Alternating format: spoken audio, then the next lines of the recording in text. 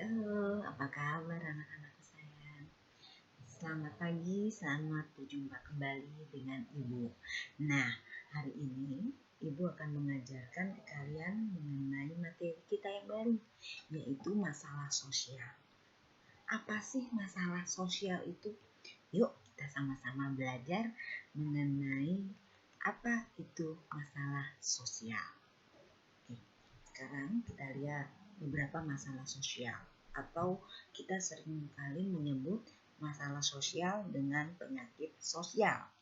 Yang pertama adalah kemiskinan. Yang kedua adanya kejahatan atau kriminalitas. Yang ketiga disorganisasi keluarga atau perceraian. Nah, yang keempat adanya masalah generasi muda. Apa sih masalah generasi muda? Itu masalah yang sering kita lihat, kita hadapi di dalam kehidupan kalian. Nah, yang kelima adalah pendidikan rendah. Artinya tingkat SDM manusianya yang sangat rendah. Kemudian yang keenam adalah pelanggaran terhadap norma masyarakat seperti pelacuran, perjudian, alkoholisme, homoseksual. Nah, yang ketujuh adalah masalah kependudukan, di mana masyarakat penyebaran masyarakat tidak merata. Kemudian bisa juga kita lihat adanya orang yang terkumpul dalam suatu daerah yang padat, kemudian ada yang tidak padat, gitu ya, sehingga tidak akan berdampak pada kesejahteraan masyarakatnya. Kemudian yang kedelapan adalah masalah lingkungan yang dapat dibedakan menjadi tiga, yaitu lingkungan fisik, lingkungan biologis, dan lingkungan sosial. Anak-anakku sekalian, sekarang kita sebelum memulai pembelajarannya, kita lihat dulu menurut para pakar.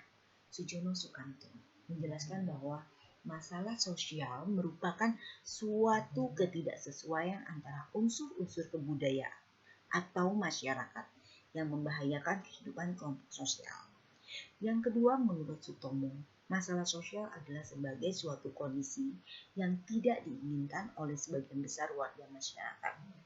Yang ketiga, menurut Leslie, masalah sosial sebagai suatu kondisi yang mempunyai pengaruh terhadap kehidupan sebagian besar warga masyarakat sebagai sesuatu yang tidak diinginkan atau tidak disukai dan karena perlunya untuk diatasi atau diperbaiki. Nah, yang terakhir menurut Martin, masalah sosial adalah situasi yang dinyatakan sebagai suatu yang bertentangan dengan nilai-nilai oleh warga masyarakat yang cukup signifikan, di mana mereka sepakat dibutuhkannya suatu tindakan untuk mengubah situasi.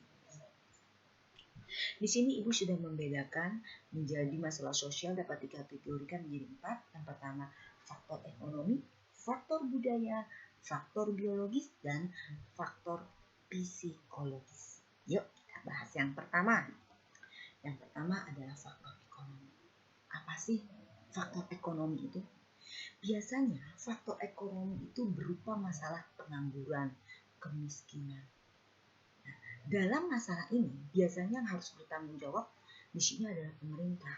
Kenapa kok kita bilang pemerintah? Karena pemerintah kurang menyediakan lapangan pekerjaan bagi masyarakatnya.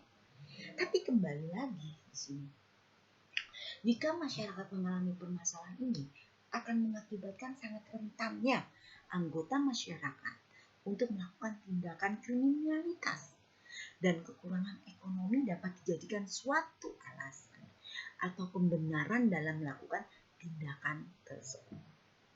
Jadi kita nggak usah heran kalau banyak kriminalitas. Kenapa banyak kriminalitas? Karena banyak pengangguran. Semua orang butuh makan. Apa yang mereka lakukan? Yang penting dapat uang dengan cara yang beraneka ragam. Salah satunya adalah kriminalitas. Kemudian, faktor ekonomi juga dapat dijadikan sebagai acuan maju atau tidaknya suatu negara. Serta faktor ekonomi dapat mempengaruhi masalah sosial pada aspek psikologis dan biologis masyarakat.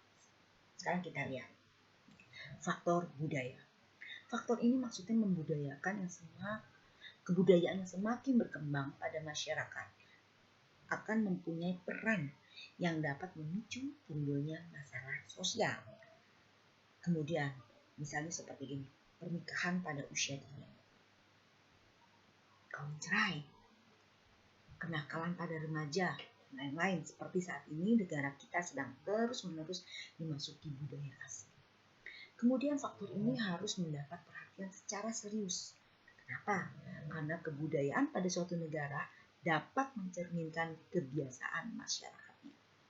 Kemudian dengan mempelajari atau mendalami pendidikan agama, mungkin dapat mencegah masyarakat atau bisa menyadarkan ataupun menyaring budaya asing yang masuk. Kita lihat sekarang faktor biologis. Faktor ini dapat menyebabkan timbulnya masalah sosial, misalnya seperti kurang gizi, penyakit menular, dan lain-lain.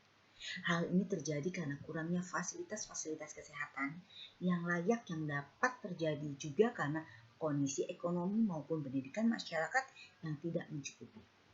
Jika sebagian besar kondisi dari biologis masyarakat mudah terjangkit penyakit, untuk solusinya mungkin pada saat ini dengan cara meningkatkan fasilitas-fasilitas kesehatan dan memberikan pengetahuan pada setiap anggota masyarakat tentang pencegahan serta memberi pengetahuan tentang pentingnya pola hidup sehat maupun pentingnya menjaga kebersihan lingkungan.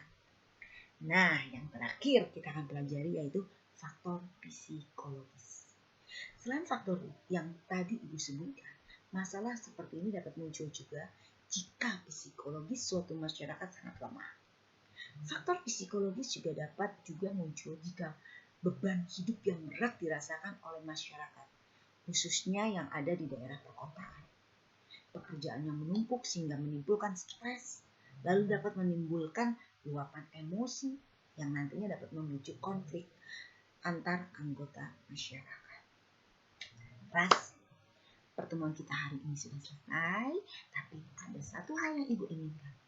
Dari 4 faktor yang tadi Ibu ajarkan, coba kita analisis lebih mendalam keempat faktor tersebut.